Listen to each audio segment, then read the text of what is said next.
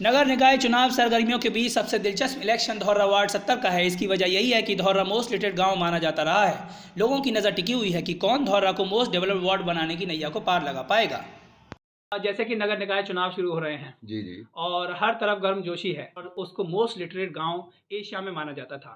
तो जाहिर सी बात है, लोग इसी बात पर नज़र टिकाए हुए हैं कि धौर्रा एक मोस्ट लिटरेट वार्ड भी बन पाए। तो उसके लिए कैसा कैंडिडेट धौर्रा में होना चाहिए? जो अपनी बात आगे रख सकता हो, दूसरों की समस्याओं को समाधान कर सकता हो, दूसरों के दुख दर्द को समझ सकता हो, क्योंकि ऐसा ही कैंडिडेट चाहिए। कैंडिडेट ना होने के वो बल्कि उनका भाई हो, उनका गार्जियन टाइप ऐसा काम करे। जो भी यहाँ का वार्ड मेंबर बने तो वो बिल्कुल ऐसा होना चाहिए जो सबकी समस्याओं का सुन सके।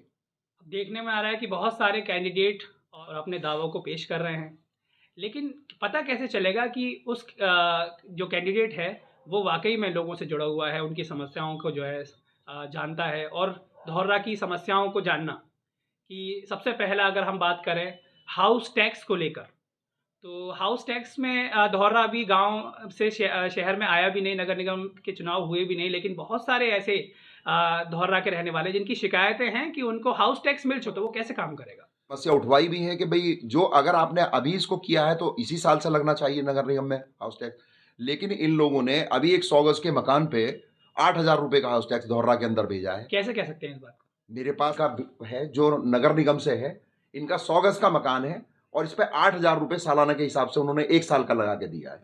इसकी समस्याएं बहुत हैं, बहुत लोग तो ये परेशान हाउस हैं। टैक्स आ चुका है और नगर निगम में धौर्रा अभी नहीं आया है। ये हाउस टैक्स 2017 से लगा चुके हैं ये लोग।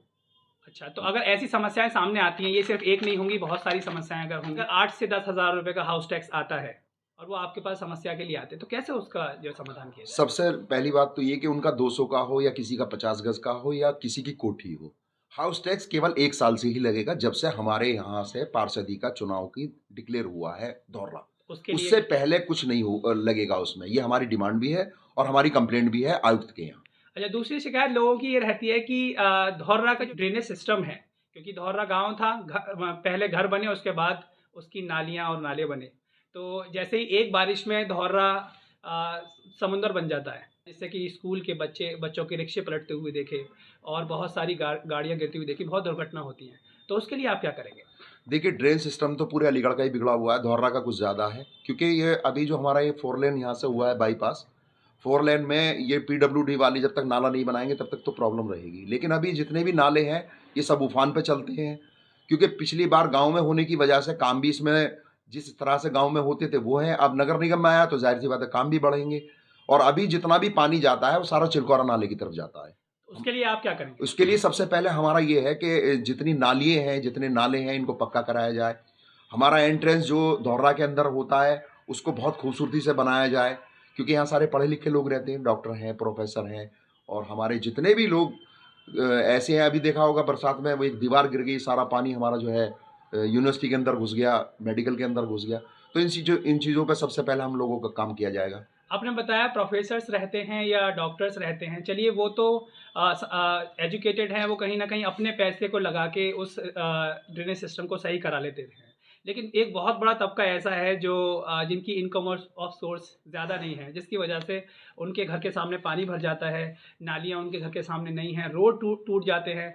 और होता यह है कि रोड हमारे यहाँ पहले बनते हैं, उसके बाद पाइपलाइन बिछाने वाले आते हैं, नए रोड को तोड़ देते हैं और उसके बाद पाइपलाइन बिछा जाते हैं, रोड को सही नहीं करके जाते हैं। तो इसलिए इस और आप कैसे कदम बढ़ाएंगे? इसके लिए सबसे पहले तो ये होगा कि क्योंकि यहाँ अभी जब जब भी कोई आता है अपनी मर्जी से काम करता है, सबसे पहले ये होगा कि वो पहले इन्फॉर्म करे कि मुझे कहाँ से गड्ढा खोदना है, कहाँ से नाली को बनाना है, कहाँ से नहीं बनाना। अभी देखा होगा आपने कि पूरी एक पाइपलाइन पड़ी है और पूरी सड़कों के बीच से निकालते हुए चले गए, जो आज तक भरी भी नहीं है। आज तक नहीं भरी। रोज हम लोग कंप्लेंट कर रहे हैं और हम लोग ग्राउंड से जुड़े हुए हैं, हम लोग पहले से इस काम को करते हुए भी आ रहे हैं कि ये किस तरीके से समस्या का हल हो। ये बहुत बड़ी बड़ी समस्या हैं जो धौर्रा के अंदर बहुत ज़्यादा फैली हुई हैं। एक सवाल और, देखा जाता है कि जैसे आप अगर अलीगढ़ मुस्लिम यूनिवर्सिटी से धौर्रा की तरफ आते हैं तो एक गेट धौर्रा की तरफ खुलता है, लेकिन जैसे धौर्रा की तरफ आना होता है तो पता चलता है कि टूटी हुई पुलिया, टूटे हुए रोड, पानी भरा हुआ, और जरा सी बारिश हो जाए तो फिर देखिए कि आप वहाँ एक बड़ा लंबा जाम लग जाता है, जिसकी वजह से बहुत सारे लोगों को, कम्यूटर्स को परेशानी होती है, जिसमें स्टूडेंट भी हैं, बच्चे भी हैं, टीचर्स भी हैं और धौर्रा के पुराने निवासी भी हैं। तो उसके लिए क्या करेंगे? देखिए, सबसे ज़्यादा समस्या जो है पुलिया की बहुत है, चाहे एकरा पुलिया हो या मेडिकल पुलिया हो या मेडिकल से एंट्रेंस वाली पुलिया हो। इसके लिए अगर मुझे मौका मिलता है, तो मैं सबसे पहले पुलिया चौड़ी कराऊँगा और एक गेट ऐसा बनाऊँगा उसमें जिसमें धौर्रा का नाम लिखा हुआ हो कि धौर्रा में पढ़े-लिखे लोग जो आते हैं, मैं ये चाहता हूँ कि अगर मुझे मौका मिला, तो मैं सबसे पहले एंट्रेंस बहुत अच्छा करूँगा। एंट्रेंस अच्छा करेंगे। अच्छा, इसके अलावा अगर नौजवानों के लिए देखा जाए, पहले क्योंकि धौर्रा गाँव था उसमें मैदान थे, लेकिन अभी कोई मैदान नहीं बचा है, ना कोई पार्क बचा है, जिसके लिए स्पोर्ट्स एक्टिविटीज़ बिल्कुल नहीं हो पाती हैं और हमारे नौजवान कहीं न कहीं अगर देखा जाए कि नशे की तरफ बढ़ रहे हैं।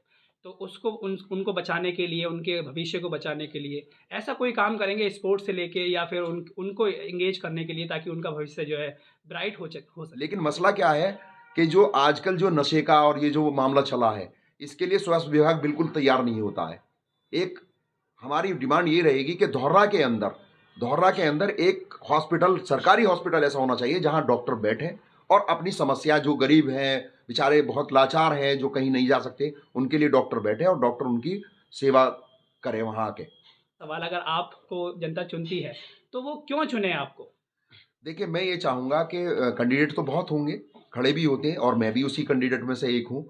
लेकिन मैं ये चाहूँगा कि जिस कैंडिडेट को भी आप चुनें, पूरा धौर्रा से कहूँगा और बल्कि धौर्रा से नहीं, पूरे 90 के 90 वार्ड वालों से कहूँगा कि जिसको भी आप चुनें, उसकी काबिलियत देखें, उसका पढ़ा-लिखापन देखें, उसकी एक्टिविटी देखें कि वो उस एक्टिविटी पे तैयार है या नहीं है। आपकी समस्या का समाधान कर सकता है कि नहीं कर सकता है। मतलब आप ये कहना चाहते हैं कि पहले जाँचें, परखें, तब उसके बाद अपना कीमती वोट दें। बिल्कुल, बिल्कुल, मेरा मानना ये है।